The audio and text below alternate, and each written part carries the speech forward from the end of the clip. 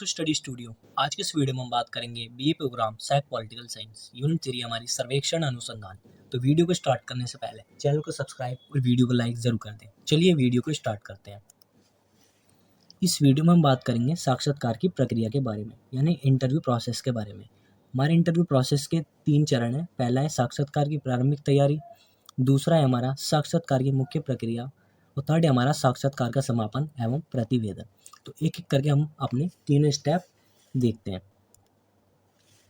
First step में है प्रारंभिक तैयारी। प्रारंभिक तैयारी वो होती है जो हमें इंटरव्यू से पहले तैयारी करनी पड़ती है। ठीक है, इसमें हमारा फर्स्ट पॉइंट है समस्या का ज्ञान। साक्षात्कार करने से पहले अनुसंधानकर्ता को अपनी अनुसंधान समस्या के बारे में पूर्ण ज्ञान होना चाहिए तथा समस्या के विभिन्न पक्षों एवं पहलुओं पर पहले से ही सोच विचार कर लेना चाहिए। यानी जो हमारा इंटरव्यूअर है या रिसर्चर है, उसे पहले से ही समस्या के बारे में जानकारी होनी चाहिए। यानी जिस टॉपिक पर उसे इंटरव्यू लेना है उसके बारे में उसे पहले से ही जानकारी होनी चाहिए। ठीक है। सेकंड है हमारा उत्तरदाताओं का चयन। उत्तरदाताओं की संख्या उपलब्ध समय एवं साधनों को ध्यान में रखकर निश्चित की जानी चाहिए। समस्या का ज्ञान लेने के बाद सेकंड है हमारा रेस्पोंडेंट का सिलेक्शन। रेस्पोंडेंट का सिलेक्शन समय और साधनों को देखकर किया जाता है। अगर आपके पास ज़्यादा समय और अच्छे साधन हैं तो आप ज़्यादा रेस्पोंडेंट का सिलेक्शन कर सकते हैं जिनको आपको इंटरव्यू लेना है। ठीक है। थर्ड है हमारा उत्तरदाताओं के बारे में प्रारंभिक जानकारी। अनुसंधानकर्ता को उत्तरदाताओं की दिनचर्या के बारे में पता लगाना चाहिए, साथ ही उनकी योग्यता, स्वभाव, अवकाश का समय इत्यादि के बारे में प्रारंभिक जानकारी प्राप्त कर लेनी चाहिए। यानी जो हमारा रेस्पोंडेंट है, हमें उसकी दिनचर्या के बारे में पता लगाना है कि वो क्या क्या करता है दिन भर। ठीक है, जो भी चीज़ें पूरी जानकारी लेनी है हमें A to Z। ठीक है, उसके बारे में उसका नेचर कैसा है, क्या उसकी क्वालिफिकेशन है, किस दिन उसकी छुट्टी रहती है, वो क्या करता है। ठीक है, ये सब चीज़ें हमें प्राप्त करनी है। ठीक है, अपने रेस्पोंडेंट के बारे में। फोर्थ है हमारा साक्षात्कार के लिए समय एवं स्थान का निर्धारण। उत्तरदाता की सुविधा के अनुसार समय तथा स्थान का निर्धारण किया जाना चाहिए। यानी जो हमारा रेस्पोंडेंट है उसकी सुविधा के अनुसार ही हमें टाइम फिक्स करना है और जगह फिक्स करनी है, किस स्थान पर हमें उसका इंटरव्यू लेना है। ठीक है। समय तथा स्थान का निर्धारण व्यक्तिगत संपर्क द्वारा, पत्र द्वारा या टेलीफोन पर बातचीत करके तय किया जा सकता है। यानी जो रेस्पोंडेंट है उससे टाइम फिक्स हम कॉल पर भी कर सकते हैं या उसे लेटर लिख कर बता सकते हैं कि इस टाइम पर और इस जगह आपका इंटरव्यू होगा। ठीक है, ये सब रेस्पोंडेंट की सुविधा के अनुसार होगा। ठीक है। फिफ्थ हमारा साक्षात्कार की पद्धति की रचना। यानी हमें किस मेथड से इंटरव्यू लेना है, स्ट्रक्चर्ड इंटरव्यू लेना है, अनस्ट्रक्चर्ड लेना है या फोकस ग्रुप लेना है, ये रिसर्चर के ऊपर डिपेंड करता है। ठीक है। अगर स्ट्रक्चर्ड इंटरव्यू लेना है तो उसमें क्लोज एंडेड क्वेश्चन पूछे जाते हैं जिसमें यस या नो या MCQ होते हैं। ठीक है। अनस्ट्रक्चर्ड इंटरव्यू में ओपन एंडेड क्वेश्चंस पूछे जाते हैं। और फोकस ग्रुप में 4 से 5 लोगों को रिसर्चर एक साथ बुलाता है और उनका इंटरव्यू लेता है। ठीक है, जो लोग रिसर्च से संबंधित होते हैं। ठीक है। सेकंड स्टेप है हमारा साक्षात्कार की मुख्य प्रक्रिया। ठीक है, इसमें हमारा फर्स्ट पॉइंट है उत्तरदाताओं से संपर्क स्थापित करना।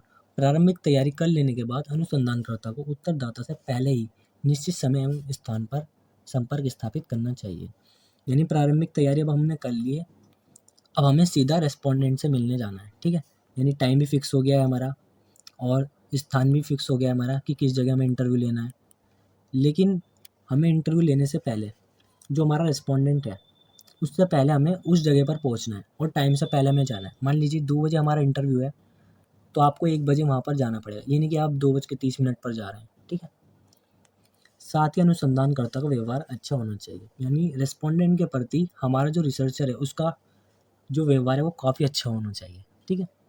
सेकंड है हमारा उद्देश्य बताना। साक्षात्कर्ता को अपना परिचय, उत्तरदाता को साक्षात्कार का उद्देश्य तथा उसके चयन इत्यादि कैसे किया गया, सभी बातें स्पष्ट बता देनी चाहिए। यानी जो रिसर्चर है हमारा, पहले तो उसे अपने बारे में बताना है, अपना परिचय देना, अपना इंट्रोडक्शन देना है पूरा। ठीक है। फिर उसके बाद उसे साक्षात्कार का उद्देश्य बताना है, यानी इंटरव्यू का क्या पर्पस है, क्यों इंटरव्यू लिया जा रहा है, किस लिए लिया जा रहा है। ठीक है। और उसे ये भी बताना है कि रेस्पोंडेंट को क्यों सिलेक्ट किया गया। ठीक है, ये सब बातें हमें उसे क्लियर बतानी है बिल्कुल। थर्ड है हमारा सहयोग याचना। साक्षात्कर्ता को उत्तरदाता से सहयोग की प्रार्थना करनी चाहिए। उसे ये आश्वासन देना अनिवार्य है कि उसके द्वारा दी गई जानकारी गुप्त रखी जाएगी और उसका प्रयोग केवल अनुसंधान के लिए ही किया जाएगा। यानी जो रेस्पोंडेंट है उससे हमें कहना है कि वो हमें कोऑपरेट करे, यानी हमें सहयोग करे इंटरव्यू में, ताकि इंटरव्यू अच्छा जाए और रिसर्च से संबंधित रिसर्चर जो है जानकारी प्राप्त कर सके। साथ ही उसे ये आश्वासन देना है कि आपके द्वारा जो जानकारी दी जाएगी, यानी जो रिस्पोंडेंट के द्वारा जानकारी रिसर्चर को दी जाएगी, वो गुप्त रखी जाएगी और ये जानकारी सिर्फ रिसर्च से संबंधित है, ना कि ये किसी को बताई जाएगी। ठीक है। फोर्थ पॉइंट है हमारा साक्षात्कार का प्रारंभ। अब यहाँ से हमारा इंटरव्यू होता है स्टार्ट। वार्तालाप की स्थिति उत्पन्न हो जाने के बाद साक्षात्कारकर्ता को प्रश्न पूछना शुरू करना चाहिए। यानी अब बातचीत की स्थिति बन गई है, तो अब उससे क्वेश्चन पूछना स्टार्ट करेगा रिसर्चर। प्रश्न करते समय साक्षात्कारकर्ता का व्यवहार काफ़ी अच्छा होना चाहिए। इस पूरी प्रक्रिया में उत्तरदाता को यह अनुभव नहीं होना चाहिए कि उसका समय बर्बाद किया जा रहा है या उसे बेवकूफ़ बनाया जा रहा है। यानी रिसर्चर अब क्वेश्चन पूछना स्टार्ट करेगा। अब उसका व्यवहार अच्छा होना चाहिए रिसर्चर का रिस्पोंडेंट के प्रति।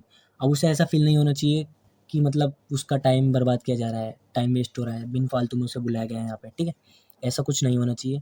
उसे ऐसा फील ही नहीं होने देना कि उसका टाइम बर्बाद हो रहा है यहाँ पर। ठीक है। फिफ्थ हमारा अन्वेषक एवं बचाव वाले प्रश्न। साक्षात्कारकर्ता को समस्या के बारे में अधिक से अधिक जानकारी प्राप्त करने के लिए अन्वेषक प्रश्न पूछने चाहिए। अन्वेषक प्रश्न वो होते हैं जो रिसर्च से संबंधित क्वेश्चन होते हैं। ठीक है। वही उत्तरदाता से ऐसे प्रश्न नहीं पूछे जाने चाहिए जिससे वह चिढ़ जाए। ऐसे प्रश्न से बचाव करना चाहिए। यानी हमें रेस्पोंडेंट से सिर्फ रिसर्च से संबंधित क्वेश्चन पूछने, कुछ एक्स्ट्रा क्वेश्चन नहीं पूछने, मतलब फालतू क्वेश्चन नहीं पूछने उससे जिससे उसे बुरा लग जाए या चिढ़ जाए। ठीक है, ऐसे प्रश्नों से हमें बचना चाहिए। सिक्स्थ है हमारा उत्साहवर्धन तथा पुनःस्मरण। साक्षात्कार को सफल बनाने के लिए प्रश्न पूछते समय उत्तरदाता को प्रोत्साहन देता अनिवार्य है। यानी जब वो आंसर देगा रेस्पोंडेंट हमारा, हमें उसका उत्साह बढ़ाना चाहिए कि हाँ आपने बहुत अच्छा आंसर दिया, इस बारे में मुझे जानकारी नहीं थी। ऐसे सेंटेंस बोलकर आप उसका उत्साह बढ़ा सकते हैं। फिर है पुण्य स्मरण। कभी कभार ऐसा होता है कि जो रिस्पोंडेंट जो है वो टॉपिक से भटक जाता है, यानी आंसर देते में वो कहीं की कहीं बात बताता है, यानी उससे आंसर क्या पूछा और वो बता क्या रहा है। ठीक है। और इससे पुण्य स्मरण का मतलब होता है दोबारा स्टार्ट करना। अब आपको ऐसे सेंटेंस बोलने हैं कि आप दोबारा अपना इंटरव्यू स्टार्ट कर सकें, जैसे कि आप बता रहे थे कि फिर क्या हुआ। ठीक है, ऐसे सेंटेंस बोल के आप इंटरव्यू दोबारा स्टार्ट कर सकते हैं। आदि जैसे वाक्यों का प्रयोग किया जा सकता है। सेवन्थ है हमारा संतुलन बनाए रखना। कई बार उत्तरदाता समस्या से बहुत दूर चला जाता है या किसी प्रश्न से उसकी भावना को ठेस पहुँचती है। ऐसी स्थिति में संतुलन बनाए रखना है। यानी रिसर्चर कभी कभार कुछ ऐसे क्वेश्चंस पूछ लेता है जिससे रेस्पोंडेंट को बुरा लगता है, तो ऐसी स्थिति में संतुलन बनाना बहुत ज़रूरी है। ठीक है, सिचुएशन को हैंडल करना। ठीक है, समझिए आप। अब एट्थ है हमारा साक्षात्कार अभिलेखन, यानी इंटरव्यू रिकॉर्ड। अब स्ट्रक्चर्ड इंटरव्यू होता है, उसमें तो यस या नो या एमसीक्यू होते हैं। उसमें रिसर्चर तो आसानी से रिकॉर्ड कर लेता है टिक वगैरह करके। ठीक है, वही मल्टीपल क्वेश्चंस पूछे जाते हैं। लेकिन जो अनस्ट्रक्चर्ड इंटरव्यू होता है उसमें ओपन एंडेड क्वेश्चंस पूछे जाते हैं, तो उसके लिए रिसर्चर जो है खाली जगह छोड़ देता है आंसर लिखने के लिए। और इसके लिए हम ऑडियो रिकॉर्डर ये सब चीज़ें रख सकते हैं इंटरव्यू को रिकॉर्ड करने के लिए। थर्ड स्टेप है हमारा साक्षात्कार का समापन और प्रतिवेदन। अब यहाँ पर हमारा इंटरव्यू एंड हो जाएगा। ठीक है, जिस प्रकार साक्षात्कार का आरंभ सौम्य एवं मधुर वातावरण में किया जाता है, ठीक उसी प्रकार इसकी समाप्ति भी ऐसे ही होनी चाहिए। यानी जिस तरह इंटरव्यू स्टार्ट हुआ था उसी तरह इसका एंड भी होगा, यानी इंटरव्यू ख़त्म भी हमारा उसी तरीके से ही होगा। एक अच्छा एनवायरनमेंट बना हुआ था। ठीक है, साक्षात्कारकर्ता के द्वारा उत्तरदाता को इस कार्य में सहयोग देने के लिए धन्यवाद दिया जाना चाहिए तथा उसे पुनः आश्वासन देना चाहिए कि उसके द्वारा दी गई सूचना गुप्त रखी जाएगी और उसका प्रयोग केवल अनुसंधान के लिए ही किया जाएगा। यानी जो इंटरव्यूअर है या रिसर्चर है उसे रेस्पोंडेंट को बताना पड़ेगा कि आपके द्वारा जो भी जानकारी दी गई वो गुप्त रखी जाएगी। पहले भी हमने बताया था, अब लास्ट में भी उसे बताएंगे। फिर हमें उसे थैंक यू भी बोलना है कि आपका बहुत शुक्रिया, आपने हमें जानकारी दी। ठीक है। साक्षात्कार तभी सफल माना जाता है जब इसकी समाप्ति पर उत्तरदाता प्रश्न हो और उसे किसी प्रकार का भय या दबाव न हो। यानी एक इंटरव्यू जब भी सफल माना जाएगा जब रेस्पोंडेंट खुश होकर जाए और उसे किसी भी चीज़ का डर ना हो, ना उस पर कोई दबाव हो। ठीक है। अब है प्रतिवेदन।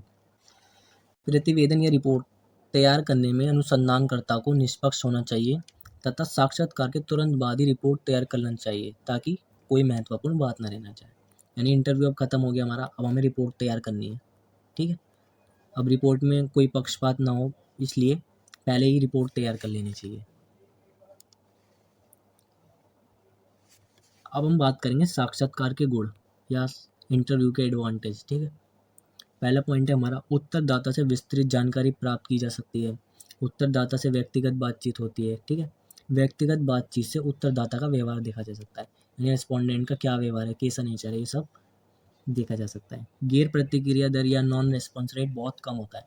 व्यक्तिगत बातचीत से बॉडी लैंग्वेज का पता लगाया जा सकता है, यानी रेस्पोंडेंट की बॉडी लैंग्वेज का भी पता लगाया जा सकता है। डेटा प्राप्त करने का ये बहुत सरल तरीका है।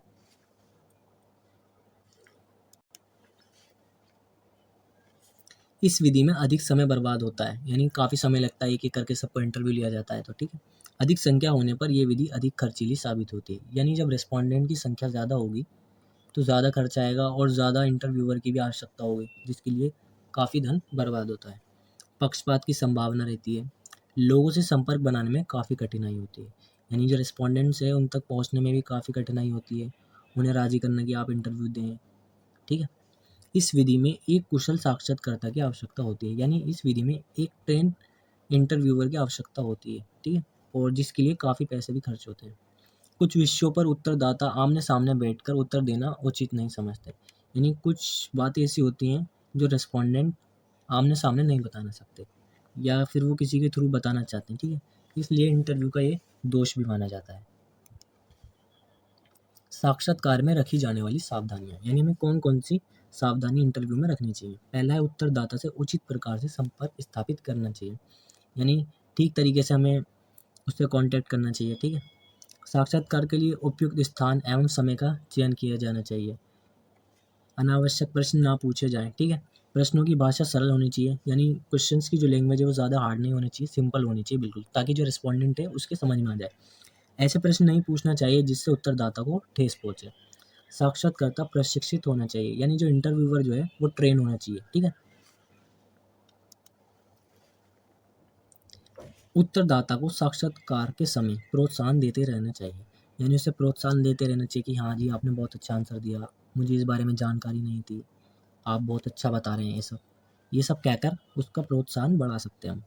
उत्तरदाता की सभी बातों को सहानुभूतिपूर्ण सुना जाना चाहिए, चाहे वह अनुसंधान समस्या से संबंधित हो या ना हो। यानी जो हमारा रेस्पोंडेंट है, जो भी वो बोल रहा है, उसकी बातों को हमें ध्यान से सुनना है, चाहे वो हमारी रिसर्च से रिलेटेड हो या ना हो, लेकिन हमें उसकी बातों को सुनना है, ठीक है। अब जानकारी लेनी है, बातें तो सुननी पड़ेंगी, ठीक है। साक्षात्कर्ता को सूचनादाताओं का अभिवादन करना चाहिए, यानी जो रिसर्चर जो है उसे रेस्पोंडेंट का अभिवादन करना चाहिए, यानी हाथ वगैरह मिलाए, गले वगैरह मिलाए, ठीक है। ये सब चीज़ें हमें करनी चाहिए। साक्षात्कर्ता का व्यवहार अच्छा होना चाहिए, रिसर्चर का व्यवहार अच्छा होना चाहिए रेस्पोंडेंट के प्रति, ठीक। तो ये वीडियो हमारी यहीं ख़त्म होती है। अगर वीडियो अच्छी लगी हो तो चैनल को सब्सक्राइब और वीडियो को लाइक करना ना भूलें। तो मिलते हैं फिर नेक्स्ट वीडियो में। Thanks for watching.